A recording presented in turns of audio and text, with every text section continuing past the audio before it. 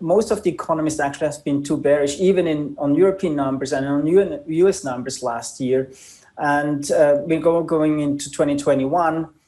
Yes, the first quarter will be challenging on global growth, probably less so in China because China's just managed the virus significantly better. They really opened up the economy. We see that in a lot of consumer data. We see this also in data when you look at daily traffic, which also on the weekend shows normal patterns as we have seen in 2019, for example. So there's little evidence of any lockdowns, and that's basically sort of spurring the growth in China. And China will probably grow this year with between 7% and 8%. So quite a strong number looking at this rebound.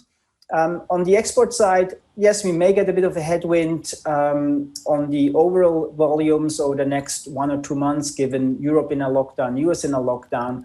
But as mentioned before, the US, or basically China, went into a lockdown already end of January last year, and we're now getting very strong base effects. So we do think that the export numbers and normal Chinese numbers for the first quarter will look extremely strong. And then also in the second quarter will look extremely strong. And then we will start to see sort of a fading of the growth in China. And the PBOC is already reacting to that. So we think that probably the biggest stimulus and the biggest credit impulse we have now seen and is behind us. And the PBOC will probably start to reduce some of the liquidity injections going forward. Sure. And do you think that the equation with the US will also continue to expand on export imports, and the trade balance between US and China will also be positive for a while to come? Well, look, there's a lot of hope that the Biden administration will sort of negotiate and tackle China in a different way, more collaborative, at least more transparent than the Trump administration.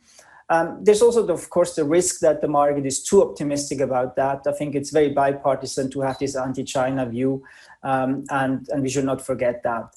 Now, importantly, we do think that there will be less harmful trade policies, and probably the Biden administration will use some of the chips and some of the higher tariffs that has been introduced by the Trump administration to negotiate, to bargain, and that could actually lead to better outcomes on both sides.